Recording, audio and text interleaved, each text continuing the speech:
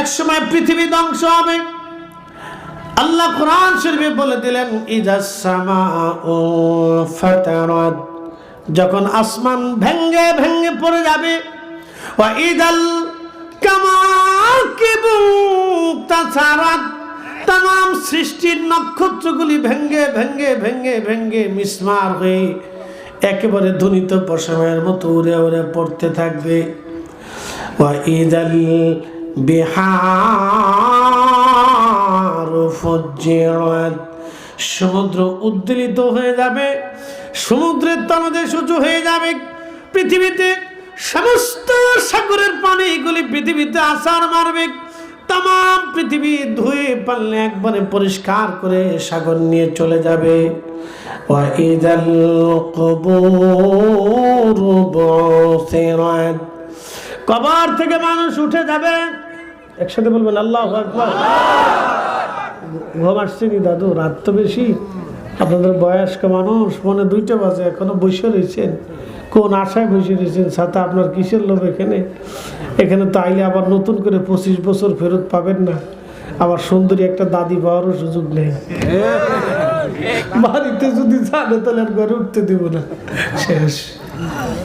তুমি ডিলেট করে দেবেন। তো এখানে বসে থাকার অর্থ কি? অর্থ একটাই, আল্লাহকে খুশি করার জন্য, রাসূলকে খুশি করার জন্য। কথা বল না কেন? ঠিক কিনা? হ্যাঁ স্বামী, বাবার দরবারের মুহিব্বিন, এলাকাবাসী মনোযোগ দেন। আল্লাহর কোরআন বলল ইদাল কুবুরু বুসিরাত, কবর থেকে মানুষ উঠে উঠে আল্লাহর দিকে দাবিত হতে থাকবে। সেই দিন দৌড়াইতে থাকবে সবাই উলঙ্গ ল্যাংটা। একসাথে বলবেন সুবহানাল্লাহ। সবাই কি উলঙ্গ? আমাদের প্রধান উপদেষ্টা যিনি ডক্টর ইউনূস সাহেব, তিনিও কি উলঙ্গ? জোরে বলেন। রাশিয়ার প্রেসিডেন্ট, আমেরিকা, চীন, সৌদির রাজা, কুয়েতের রাজা, বাহরাইনের রাজা, পৃথিবীর এমন কেউ নেই সেদিন উলঙ্গ না হবে, ল্যাংটা। কাপড়ও নাই, পোশাকও নাই, জুব্বাও নাই, পকেটও নাই। যদি তাই না হবে তাহলে বলেন দুনিয়াতে অপরাধ করে, অন্যায় করে মানুষের সম্পদ মেরে খাওয়ায় লাভ কি? ঠিক আছে, ওদিন তো ল্যাংটাই উঠবো, উলঙ্গ উঠবো, কিচ্ছু থাকবে না সেই দিন। আহা, উঠবো সেই দিন একা একা, আল্লাহর আদালতে দাঁড়াবো একা একা। সেই দিন পোশাক হবে না, কিছুই হবে না। তাহলে বলুন, হে স্বামীবাদের মাবিওদের মানুষ, ঘাটাইলের মুসলমান, তাহলে বলে দিয়ে যান, দুনিয়াতে অন্যের সম্পদ মেরে খেয়ে, অন্যের টাকা মেরে দিয়ে, অন্যের হক মেরে দিয়ে, সুদের কারবারি করে দিয়ে, ঘুষের কারবারি করে দিয়ে এত বিরাট সম্পদের পাহাড় করে লাভ হলো কি যদি ল্যাংটায় উঠা লাগে? সরে বলে বাদশাহ क्या फकीर हो सबको एक ही ठिकाना।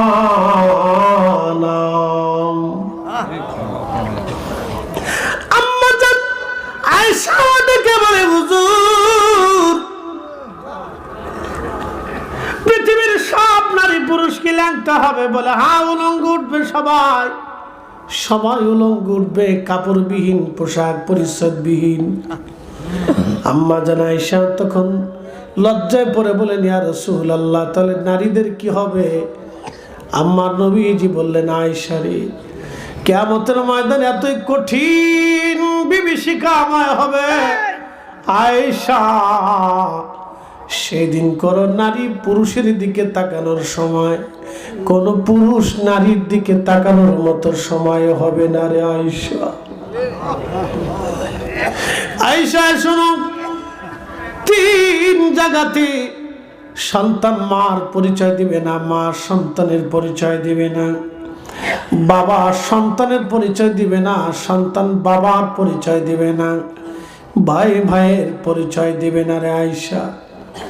সাহাবীরা শোনো, 3 জায়গা বন্ধু বন্ধুর পরিচয় দেবে না, কেউ কারো পরিচয় দেবে না, সবাই যার যার চিন্তায় বড় পেরেশান হয়ে যাবে।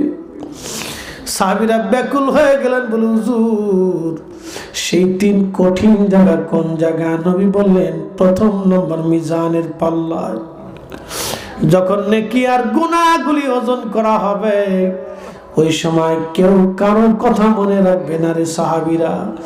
2 নম্বর, যখন আমল নামা ডান হাতে না বাম হাতে আসবে, সার্টিফিকেট কি ডান হাতে হবে না বাম হাতে হবে, এই কঠিন স্থানে কাকে ডান হাতে দিবে না বাম হাতে দিবে, এই চিন্তায় বাবা সন্তান ভুলে যাবে, সন্তান বাবা ভুলে যাবে, ভাই ভাইকে ভুলে যাবে, বোন ভাইকে ভুলে যাবে, স্বামী স্ত্রী বলবে, স্ত্রী স্বামী ভুলে যাবে। সাহাবীরা রে 3 নম্বর ফুলসিরাতের ঘাটে এই জায়গাটা কেউ কারো কথা মনে রাখবে না। কঠিন এই সিচুয়েশনে সময় সময়কে ভুলে যাবে রে সাহাবীরা, এই জায়গা ভুলে যাবে। সাহাবীরা পেরেশান হয়ে গেলেন, ইয়া রাসূলুল্লাহ উপায় কি? তখনই নবী ডাক দিয়ে বলেন, সাহাবীরা রে, সবাই যখন সবাইকে ভুলে যাবে, তোমরা শোনো, আমি রাসূল এই 3টা জায়গা আমার উম্মত পাহারা দিতে থাকবো। এই না চিৎকার করে বলেন না ইয়া রাসূলুল্লাহ, না না হাত উঁচা করে বলেন ইয়া রাসূলুল্লাহ। নবী আছে কি নাই?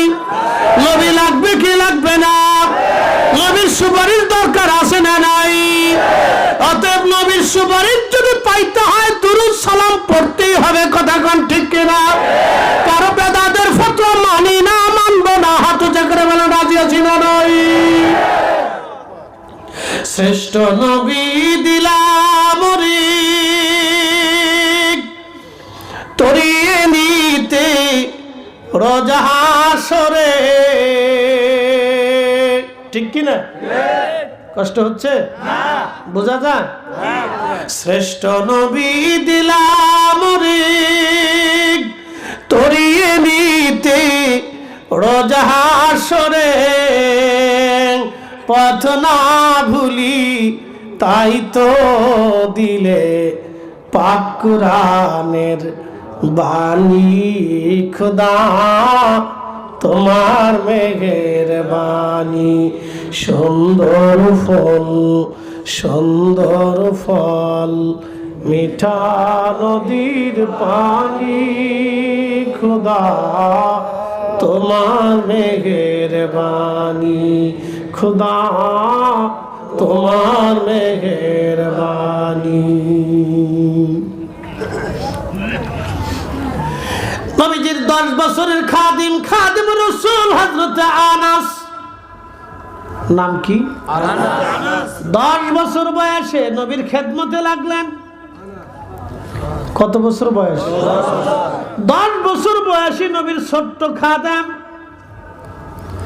কনিষ্ঠ খাদেম নবীজি তাহাজ্জুদের পানি, ওযুর পানি, জায়নামাজ বিছানো থেকে, খাবার আনা থেকে, দস্তরখানা থেকে শুরু করে অন্দরমহলে আম্মাজানদের কাছ থেকে খাবার দাবার প্রয়োজনীয় সামগ্রী আল্লাহর নবীর কাছে আনা এবং ভিতরে নবীর পক্ষ থেকে আম্মাজানদের কাছে প্রয়োজনীয় সামগ্রী নেওয়া থেকে শুরু করে হযরতে খাদেম রাসূল আনাস দীর্ঘদিন 10টা বছর আমার নবীর ঘরে খেদমত করে গেছেন।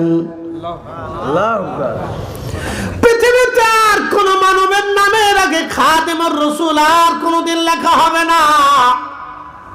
এই নসিব কারো নসিব আর হবে না। খাদেমুর রাসূল একদিন সুনান তিরমিজির বাবু শাফার মধ্যে এসেছে।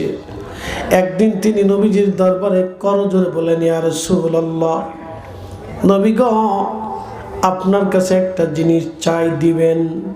বলো আনাস, তুমি কি চাও? বলে, হুজুর, আপনি ওয়াদা করে যান কিয়ামতের ময়দানে নবীজি মেহেশ্বরের মাটি, আপনি আমাকে ছাড়া জান্নাতে যাবেন না। নবী গো, ওয়াদা করে বলে দিয়ে যান, আপনি আমারে ছাড়া জান্নাতে যাইবেন না গো নবী। নবীজি বললেন, খাদেম রে যাও, তোমার আবেদন মঞ্জুর। হুজুর